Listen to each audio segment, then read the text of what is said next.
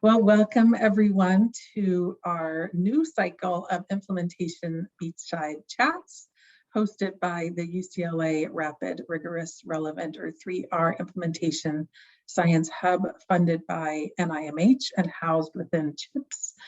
My name is Alison Hamilton and I will be your host for today. Very excited that we were able to pull together a panel of our illustrious consultants to discuss stakeholder engagement. So thank you all so much for joining, both consultants and our audience.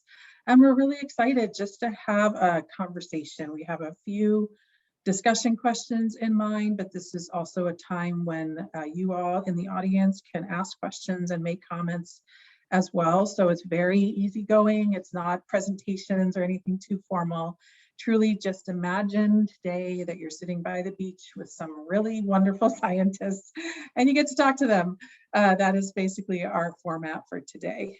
I do want to thank Elena Rosenberg-Carlson for making all of this happen, for all of her support with this and everything else that the Hub does. So as I mentioned, our topic today is dynamics of stakeholder engagement and implementation research. And I'm going to have our consultants introduce themselves in just a moment. I just want to acknowledge my wonderful investigator team based at UCLA, Drs. Anna Lau, Chen-Ching Lin, Jaylin, and Norita Milburn. And I think we can turn it over to our panelists for some brief introductions, and then we'll move on to a couple of quick polls. So I'm going in alphabetical order. Anna, do you want to get us started? Sure. Hi, and hello, everybody. My name is Anna Baumann. I am at the Washington University in St. Louis, and I am super excited to be here. Thank you so much. And Matt? You're on mute. I'm at Chinman. I split time between the RAND Corporation and the Pittsburgh VA, where I'm a part of a center of innovation there. Great, thanks so much, Matt. And Jeff? Hi, I'm Geoff Curran. I am a sociologist by training. I'm at University of Arkansas for Medical Sciences in Little Rock, Arkansas. Thanks, Jeff. And Erin? Hi, I'm Erin Finley. I'm a medical anthropologist by training, and I split time between VA Greater Los Angeles and UT Health San Antonio. Thanks, Erin. And Russ? Hi, everybody. Russ Glasgow. I'm at the University of Colorado School of Medicine, and I should say a bit over my head here, out of my depth. So I'll largely probably just be saying, yeah, what they said for the most of my comments. Thank you so much, Russ. So just to give you all a very quick background, this is our second year of the UCLA 3R Implementation Science Hub. Last year, we hosted Beachside chats with each of these individuals, and they are available on our YouTube channel, which we will send to you later.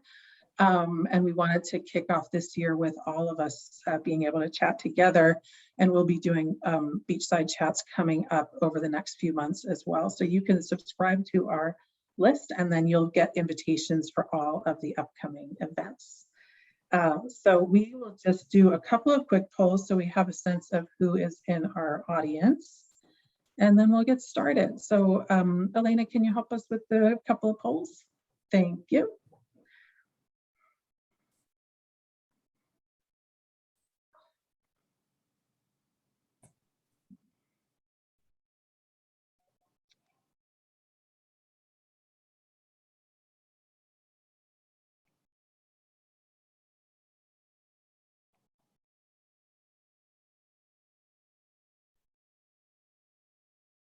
Okay, great. Thanks everyone for your responses. So most folks from academia, government, a few from nonprofit and others. So thanks so much. That is very helpful. I think we have one more just to get a sense of your familiarity with stakeholder engagement.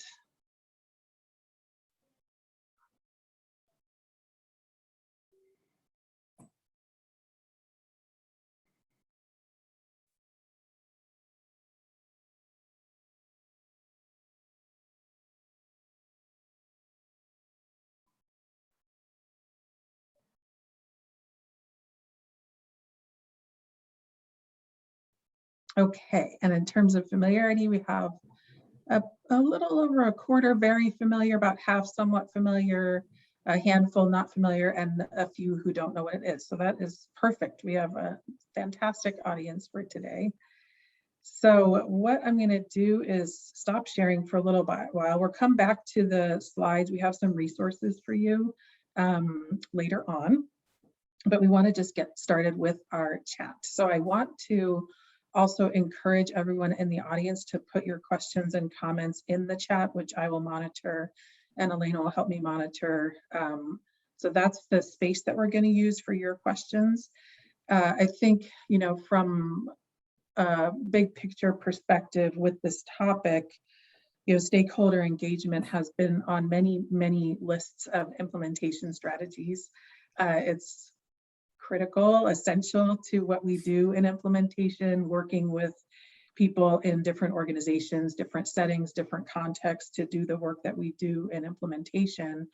And I think, as with many of our strategies in this field, evolving over the years, you know, we've learned more, it's taken more shape, it's become complex. We're thinking about complex issues of power and equity, and just dynamics of what does it mean and what does it take to interact with stakeholders who in some cases may be very similar to you, in other cases may be quite different from you, and thinking about the challenges of that, the rewards of that, the intricacies of that. And that's really what we wanted to address today.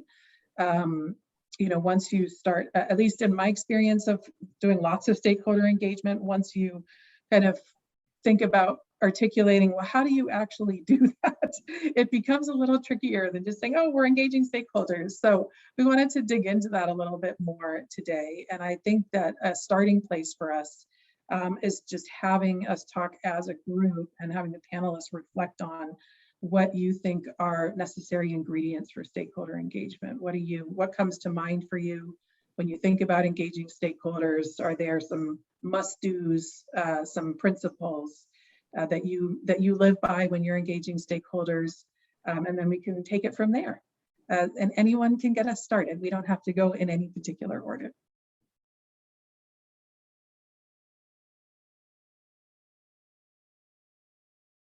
Matt, you're off mute, so I see that you're ready. Damn it.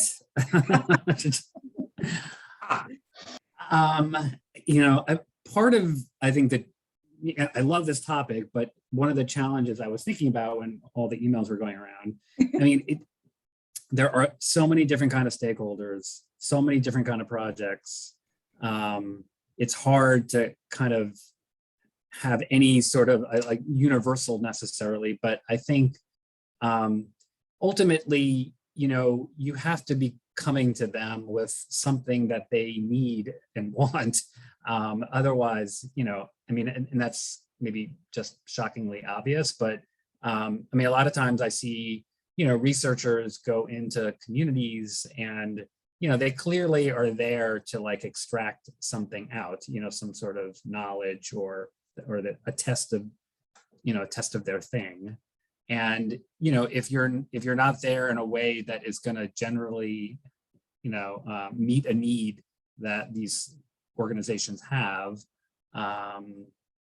you know, then I think, you know, maybe it could work in the short term, you know, by offering lots of money or something, but ultimately it's not gonna, I think it's not gonna stick. So maybe that's just a basic, a very, very, very, very basic place to start.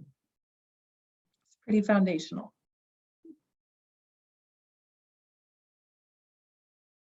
Jeff, you went off mute before. Were you gonna offer something as well?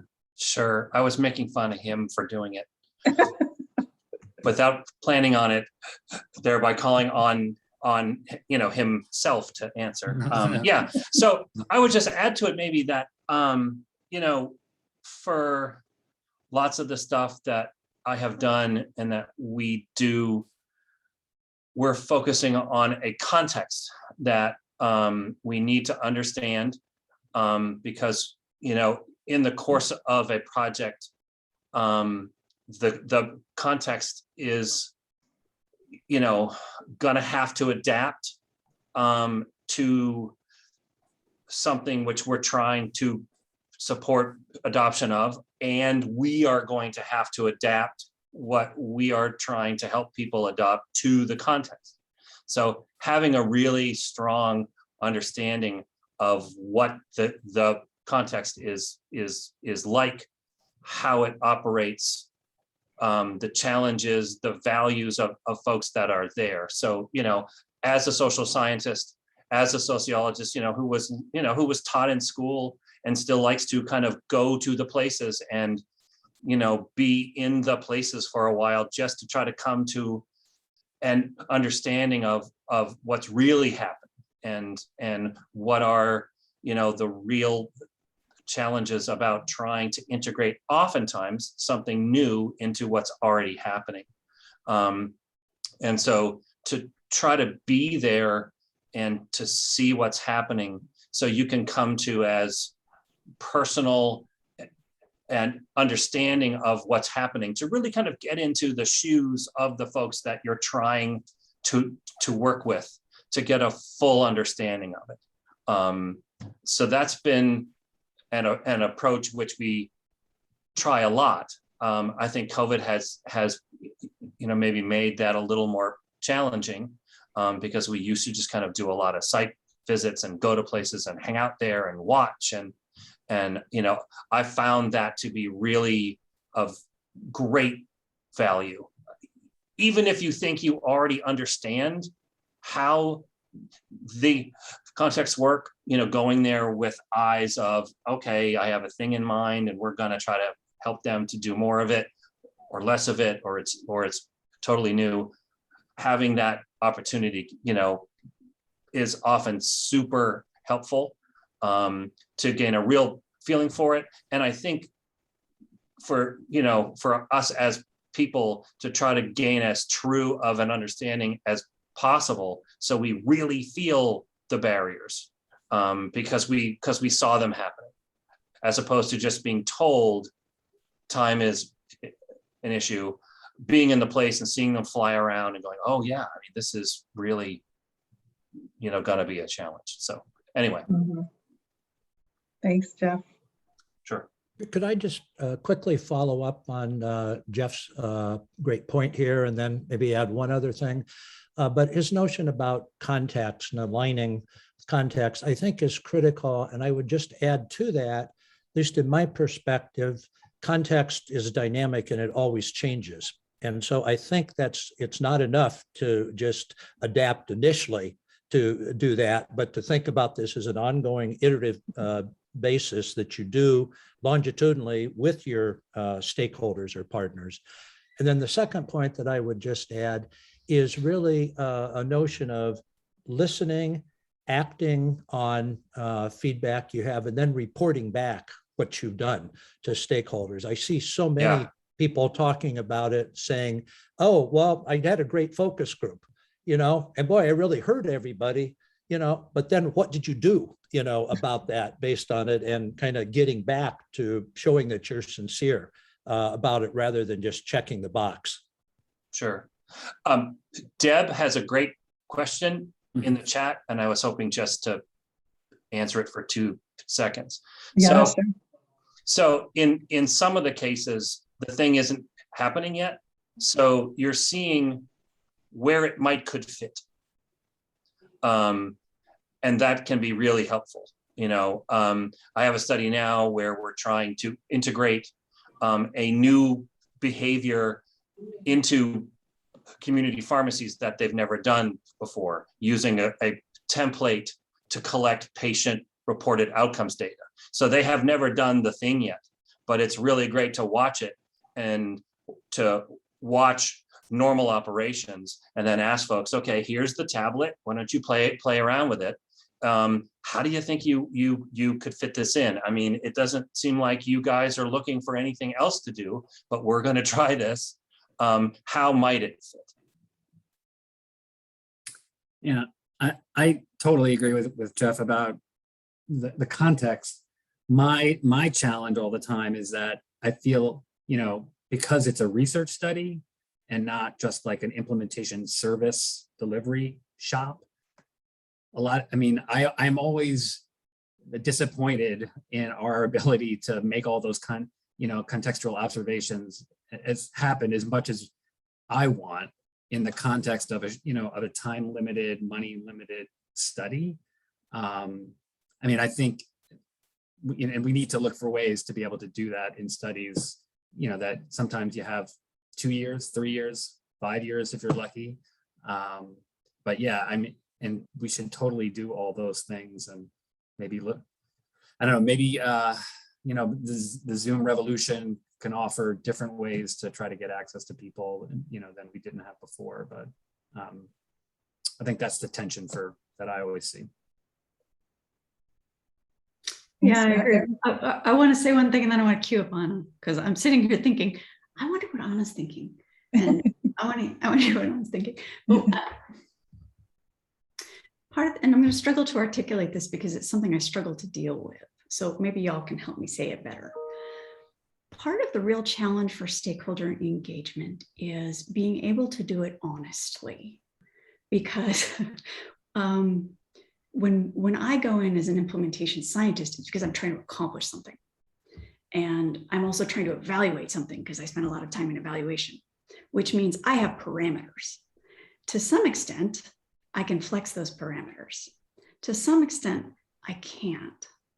But to do stakeholder engagement in a real way requires, in a certain way, and this is where I'm thinking about Anna, because she's like a little angel on my shoulder who says nice things, wise things to me in my ear.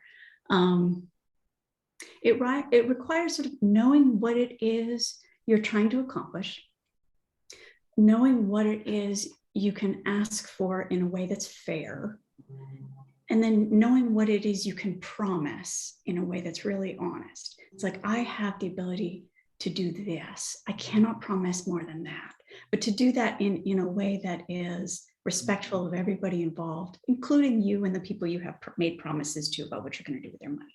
So all of this is quite vague, and I've given no examples, and it's very abstract, and I apologize, but I'm going to turn it over to Anna because I just have faith that she can run with that. Anna will now solve all of our stakeholder engagement issues. I'm so sorry. I'm the worst. No. Anna's learning. Anna has a dog that does not know if she wants to go outside or inside, and life is complicated over here. Alison, can I take a little bit of a side turn, and I promise I will come back. Yeah, of course. But the side turn, oh, thank you. I'm like, no, not the best. So the side turn is the following. I think when you asked us to introduce ourselves, I went with, this is my academic home. And there are many ways you can introduce yourselves. When I talk about equity and when I do community engagement, I often bring my geography markers, such as I am Anna Baumann, I am a Latina, Brazilian born. I have been in the United States for more than 10 years. I can no longer say recently because it has been a year now, got my citizenship. I am a single mom. I am a white skin, cisgender, able-bodied. Why do I do that? I do that basically because what Erin is saying. I need people to understand where I'm coming from. And by doing that, I'm also flagging my blind spots, non-binary gender aspects, ableism, and I'm also flagging where I'm vulnerable. I'm a woman, single mom in academia. And what that allows, it allows us to come in a common understanding, and it allows me to be vulnerable enough to listen to others.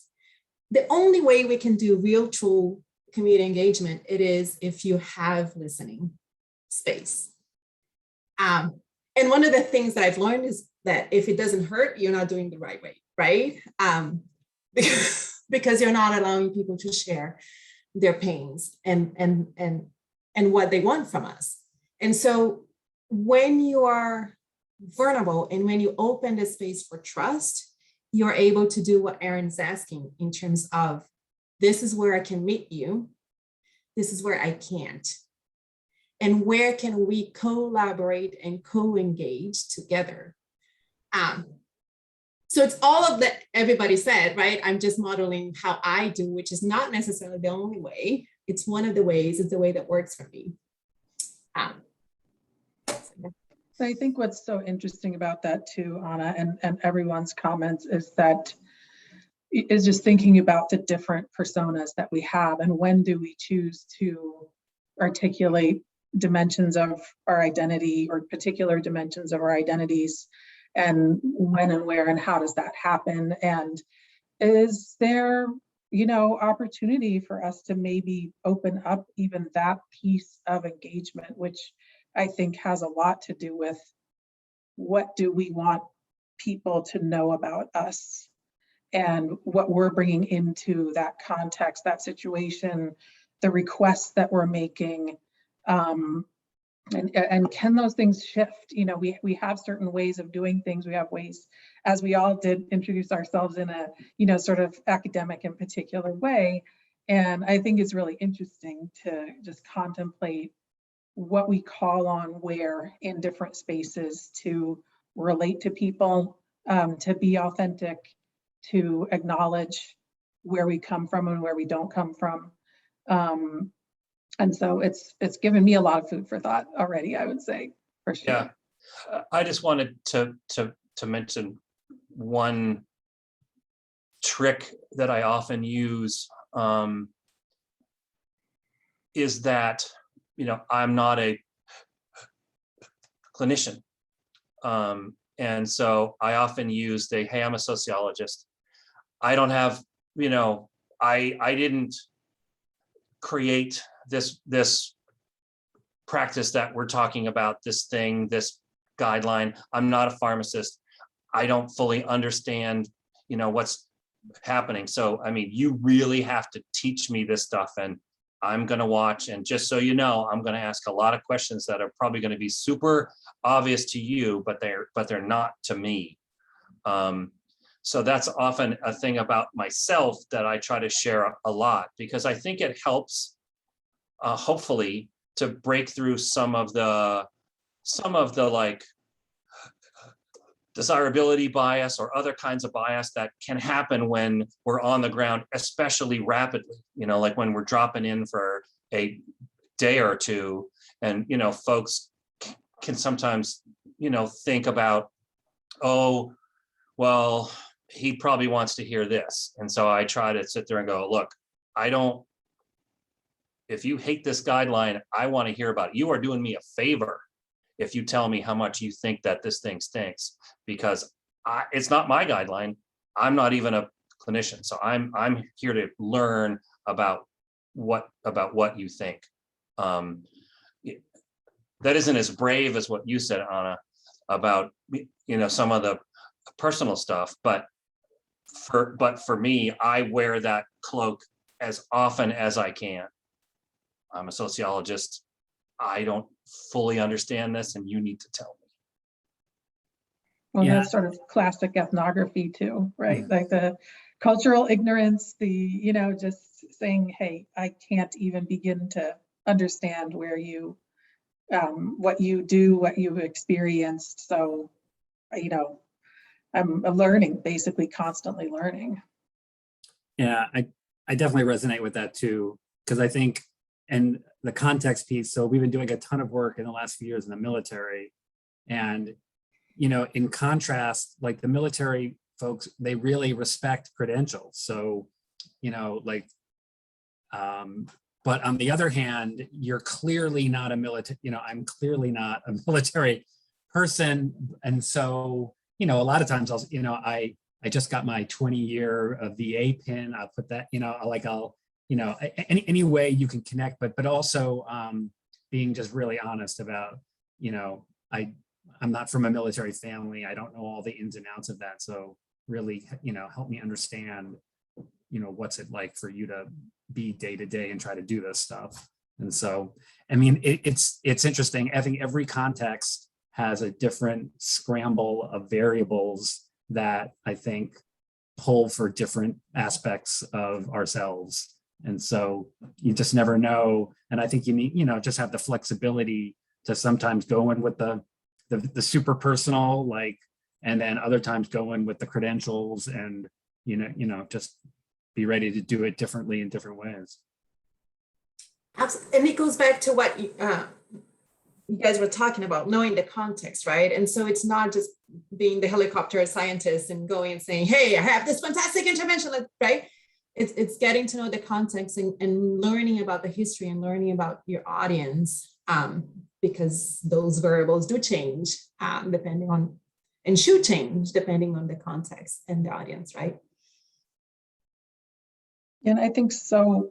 What I think about so much in relation to stakeholder engagement is the development of trust and the bumps on the road as we go along with trying to foster trust, and the humility that it takes to do this type of work, and the mistakes that we make. I think that's another part of what you all are bringing to mind for me, is owning mistakes and realizing that there is no perfect engagement, that we are going to fumble and mess up, and that people are often going to be quite understanding, because we all do make mistakes. And sometimes, there could be bigger challenges with mistakes that maybe are a little bit more substantial, and recovering from those can be tricky sometimes.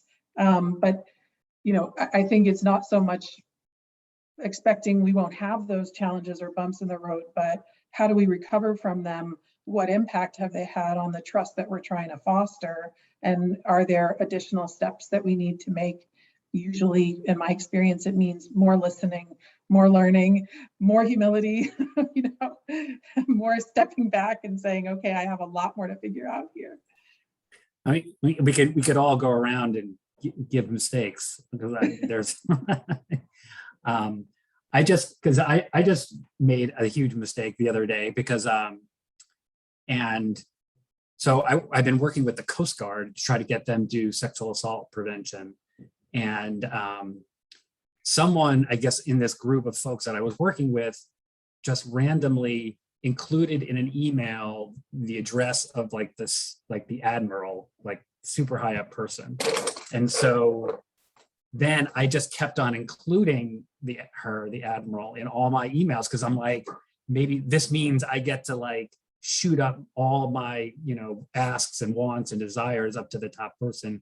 And then after 2 of those, someone said, stop spamming the admiral, you have to remove her from your emails. Wow. and also had CC'd the admiral on that. So there was a lot of apologizing and calling, so because sometimes you're so desperate to get to the highest levels to try to get your audience, that sometimes I clearly overstepped in that situation. So it was a lesson learned in hierarchy and going through channels, for sure. Mm-hmm. I see a question from Laura in the chat. So, how have you been able to communicate with donors to manage their expectations and support their openness to actual change based on stakeholder engagement that demands or indicates change without change, even change within the boundaries that might exist? And we do need to be honest about that. Dr. Finley referenced, the engagement is not very likely authentic. It feels like that is a space we have a lot of work to do and to support meaningful engagement. In other words, can the whole study question change? Do we even know we're asking the right questions? Which is a great question. And thanks for that resource, Anna, for the special issue as well. Any thoughts for Laura on this? Great question. I would just say quickly, I think one of the things I really love about the developments over the past 10 years is I feel like there's more and more opportunity to go do that kind of really early research of community engagement. What is the research agenda we should be working on? Where should we be prioritizing? I feel like there's a lot more opportunity to do that. I do think when you get further down, and depending on funding agency and whatnot, once you get further down the path and you've made a commitment, I think depending on your conversation with your program officer, it can be difficult to make a significant change. because it's almost like a contract, and you have to sort through the boundaries there. But I do feel like we have a lot more opportunity to get the support we need to really do thoughtful early stage work so that we don't get down so far the wrong path in the first place. So that seems like a lot of progress. And there's more funders that are open to that kind of thing and funding, those kinds of processes, which is great and wasn't always there before. And I just had a brief story to illustrate this topic or Erin's point. A number of years ago, we were doing some work with Native American tribes around smoking prevention and cessation.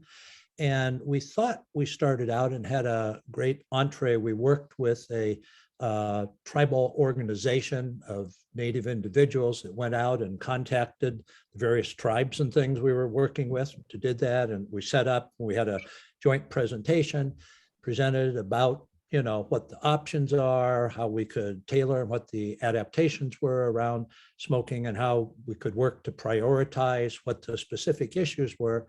Feedback we got from people was, well, that's all good and well, but that's it. Smoking really isn't that important to us. We're concerned about alcohol. What are you going to do for us on alcohol related issues and, driving and things like that? And we ended up having to say, well, I'm not sure we can. Our funding is, from the Cancer Institute, and it ended up that we get back to you, but there wasn't that amount of flexibility because of our funding. But in a way, so that was both a failure, but also I was glad it happened early on, because sometimes there are deal breakers like that, and better to find that out that this just isn't going to work in this setting at this time. And I think so, to go back to the earlier point about how contexts are so dynamic and always changing. And of course, the stakeholders themselves are often changing in these different contexts. And sometimes we're establishing relationships with stakeholders years before we get funded. They might be gone by the time we get funded. They might be in different roles. They might not even remember what it is they said they would do for you. And even if you have a letter, they'll be like, yeah, I guess we signed that letter, 3 years ago or something. I have no idea. But just that change and the stops and starts, I think, can be, at least from my perspective, so challenging. And yes, Ruby, that's a really great question. I was about to go there a little bit too. Just dealing with that challenge was something I thought maybe we could touch on. But I think that's a good stage setting question, Ruby. So thank you for that about who are our stakeholders. Gosh, I'll just take a really quick stab at that. That's a very multifaceted question for me.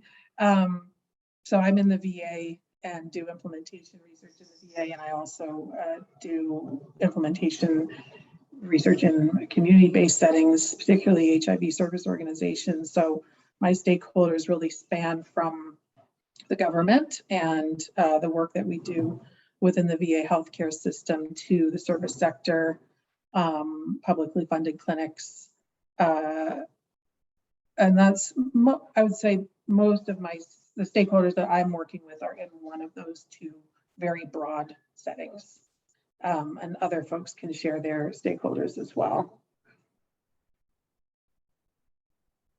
Anna? Oh, Deb. I was trying to think about, so to give more information about myself, I'm like releasing today. I am a co-director of a core of the Dissemination Implementation Research Core. And so as part of that work, we provide consultation and implementation science grants to faculty here at WashU. So my stakeholders really through that work are faculty from the university, which is a whole different relationship. And by second, right, proxy, they're participants. So in any study, it could be, for example, sickle cell disease in the hospital, cardiovascular disease, COVID in pregnant women. And so as that piece, I am not necessarily involved in the hospital, but I'm helping them engage with their stakeholders. So that's one piece. The other piece is now, can I share about Cardis? We have a large group now of you, a number of you, implementation scientists engaged in anti-racism work. And so in that group, our stakeholders are students, faculty, staff, NIH and foundation program officers in the US and global, working in the context of Black anti-racism. So I'm all over the place, I guess. If we define the stakeholders, people with whom we collaborate with through science, I don't know.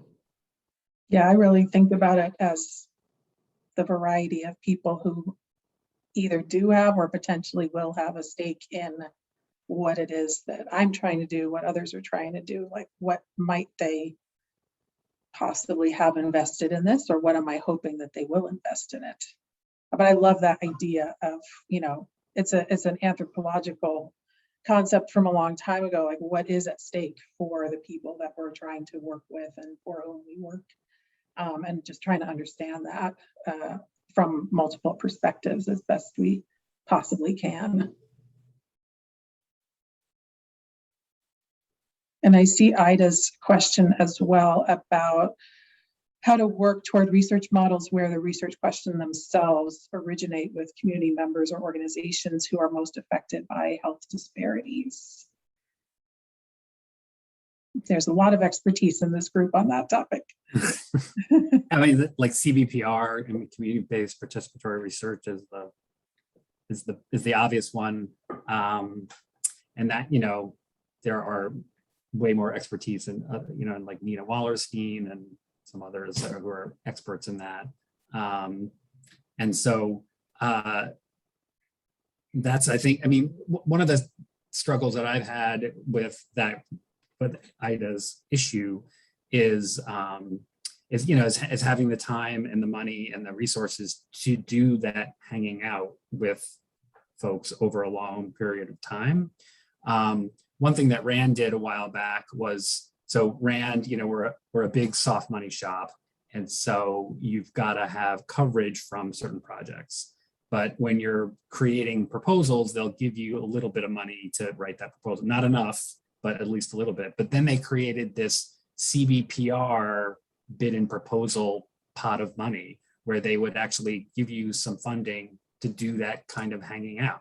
And it was hugely important because then it allowed for people to go out and have long-term relationships where you're not there because you need something, but you're there just to be there, learn their context, and then hear what their issues are, and then literally, co-design a research question and hopefully something that would lead to, a project or proposal. So it's nice when there are certain structures around that can help support that kind of relationship building. And usually you take it out of your hide is most of the answer, but it is nice when there is some sort of structure for that. Yeah, we have some funding from a foundation, a pharmacy foundation, which helped us to start a network of rural pharmacies in 5 southern states. And part of that money, for 2 years is just to, talk with everybody, via survey and by interview or focus group, and to talk about, okay, well, what are the key challenges in rural pharmacies, and what are the kinds of things that you're doing that seem to be working? What are the things that you're doing that seem to not work? What are some areas of kind of new stuff that you might be, wanting to try, but don't really know how or what have you? So it's been great to have that funding to do that work, which we've now turned into some larger grants, which we're trying to be funded to execute, some of these ideas or areas where folks told us we would like to, do more here, or we would like to try there, and then to do pilot work and, work with some folks who raise their hand to say, yeah, I want to help you with that vaccine hesitancy intervention pilot. Okay, great, right? But that seed money was really critical to be able to go and spend two years asking people, all right, well, what would you like to focus on, and what are the problems which folks like us could possibly help you to work on? Thanks, Jeff. And Erin, go ahead, please. No, I was just going to say, I mean, I think the point about having different ways that organizations can create space for that kind of relationship building. And also, I mean, I think there's a point there too, that you can't necessarily have that kind of relationship with 5 different groups or populations or areas. I mean, it is an investment. If it's going to be real and meaningful and you may have to make choices, and that's okay. I think that's part of that. We always make choices when we engage in relationships, and these are relationships in a way. So anyway, and I think we should talk about Dr. Kaiser's question, because I think it's a wonderful question.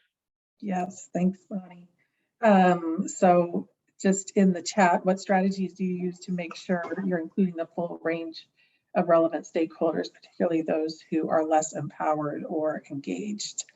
If we connect with groups via usually empowered people, and their perspectives might be different than those on the margins.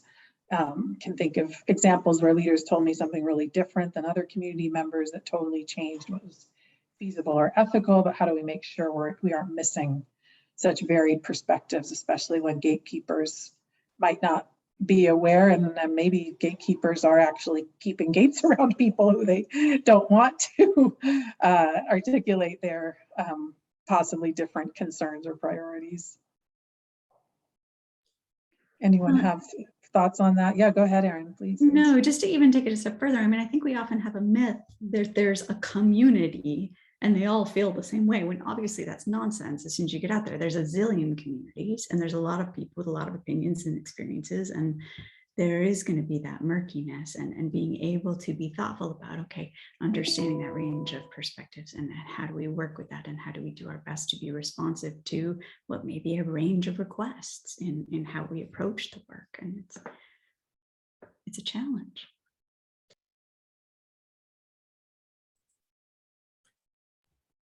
Sometimes you can, I mean, sort of build it in. I mean, if there's going to be sort of a day of listening, or if there's going to be something that you can sort of maybe push, for certain groups of people to have a, equal seat at the table, and have, sort of as much representation as maybe the more empowered people. But I mean, it is going to be, I think, a delicate thing around using your whatever credibility you've managed to establish to then give voice to other people. I mean, it is tricky and fraught with all sorts of people speaking for other people. But if I think it's important to have those multiple groups represented. So sometimes you can create opportunities where you set up a certain kind of sessions, or if it's data collection or whatever, where you're giving like equal weight to different groups. I have a reflection on part of Bonnie's question, which is great, and I think a number of interacting components there. But just sharing, it kind of links back to earlier about the stakeholders each of us have. These days, I work primarily in primary care settings there.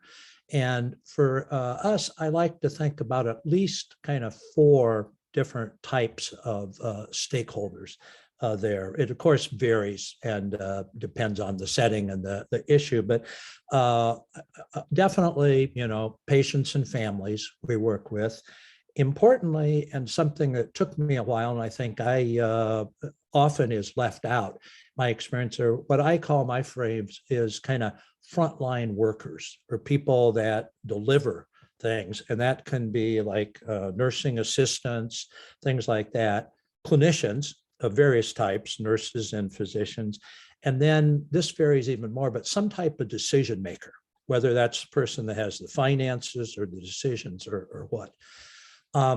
A lesson learned that we have there is we, until recently, didn't do enough with involving community organizations. Again, as Erin says, getting the right community organization. You can't have everyone, but that's a work in progress to know, and often getting input, like particularly from people in the clinics we're working in, about who that might be, helps some. The other challenge I think that that we find is that, at least for us in our hands, hasn't worked well to try and get all the stakeholders together at the same time to be used in the same way. So we will vary that, including usually try to have some kind of an initial meeting so everybody knows who's who, but then we will use like subgroups or individuals, again, for different points in time. And we just find that's much more efficient and more effective, and how we can hear a given stakeholder that has expertise and experience in one area, more than if you try to have everybody do everything.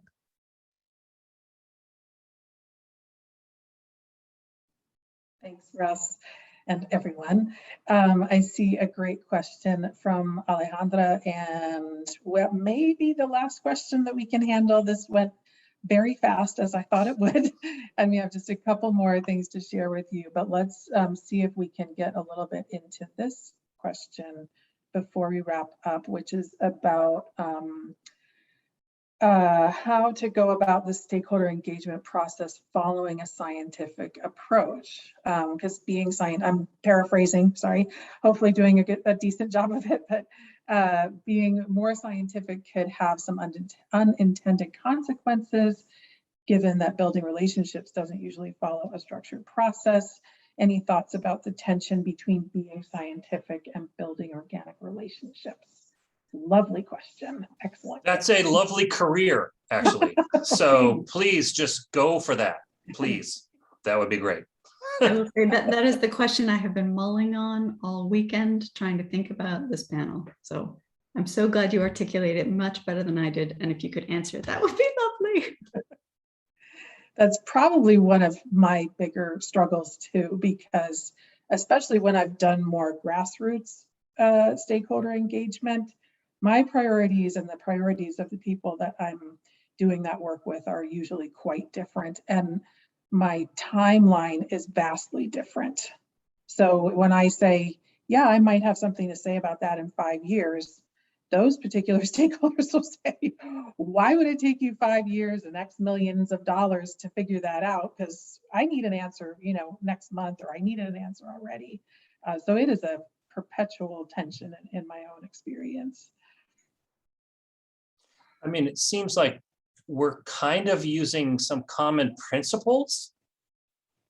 And I think that there are some that we could point to and have people read, but the application of them seems to be pretty open-ended, or less scientific and more like jazz.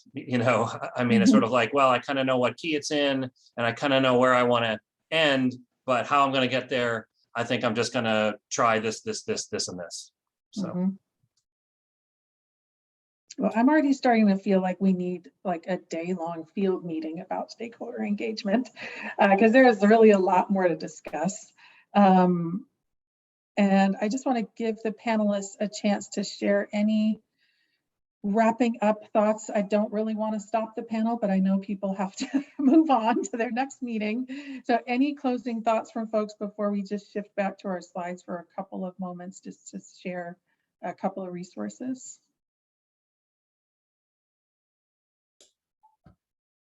I would just say we have sort of exploded the challenges, and part of that's my fault, so I take responsibility for that. I'm sorry, but I do think there are some wonderful structured processes out there that can be followed. That some of them are more like the community participatory action, some of them are more like the user-centered design, some of them are more co-design. There are wonderful examples out there that offer us a path that we can follow.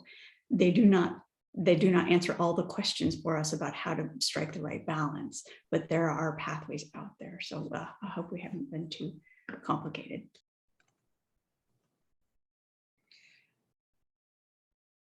All right, are we letting Erin be our wrapping up spokesperson? Okay. Yes, I agree. We've opened up the proverbial can of worms to keep figuring it out. But there are a growing number of strategies that I think can really help us. And of course, CBPR has an extremely long history that folks are drawing more and more on. So it's not even like we certainly didn't invent stakeholder engagement in implementation science by any stretch. So there's a lot to draw on historically as well. I'm just gonna go back to our slides for just a moment and make sure to share a couple more resources. So we have some suggested references here. Can you see my slides? Okay, and a few web-based resources, and then just some work that several of us are really interested in, not in the implementation science space, but really thinking about relationships and trust and voice and equity. So we will make these slides available. And we also wanted to note that Erin and I and other wonderful colleagues are co-editing a special issue of Frontiers in Health Services on the theory and pragmatics of power and relationships and implementation, which is very relevant to our topic for today. So we really encourage you all to get your work out there. Please do consider submitting for this, and there will be at the website, there are options for applying for support because this is an open access journal. So there are resources available as well for publication. So we hope to see some really great papers on these topics. I have a lot of notes that I really can't wait to follow up on with where we can take this work. And we will be asking you to please give us an evaluation of today's session. Keep an eye out for future Beachside chats with these wonderful folks and others from the hub and across the hubs that comprise this network. Feel free to reach out to us at any time with your comments and thoughts, and we'll be getting back to you with the link to the recording and the resources and anything else that you may need. So I want to thank my wonderful colleagues, some of my most favorite people in the world, for joining this session today, for sharing their wisdom, their expertise, their tough questions, and their experiences. Can't thank you enough. And thank you, audience, for being here with us today. I hope it was interesting for you as it was for us. And thank you so much for joining us, and have a great rest of your Monday. Thank you, everyone. Take care. Bye.